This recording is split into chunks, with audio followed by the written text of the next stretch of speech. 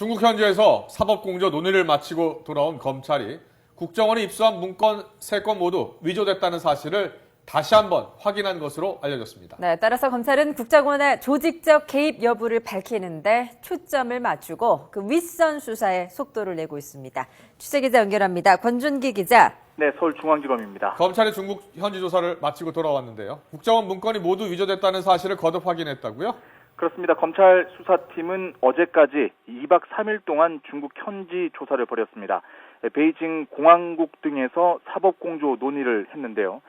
지난달 중국 대사관이 위조라고 밝힌 검찰 측 문건 3건이 왜 위조가 됐다는 건지 설명을 들은 것으로 전해졌습니다.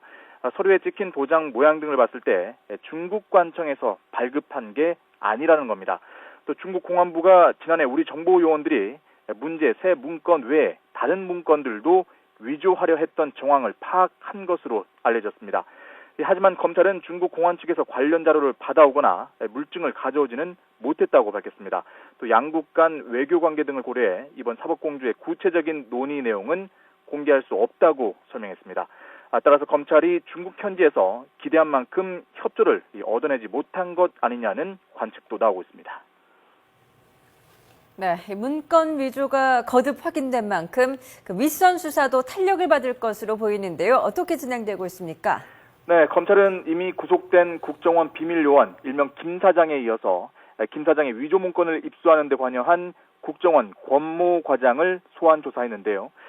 이 김 사장과 권 과장의 직속 상관인 대공수사팀 이모 팀장을 곧 불러서 조사할 계획입니다.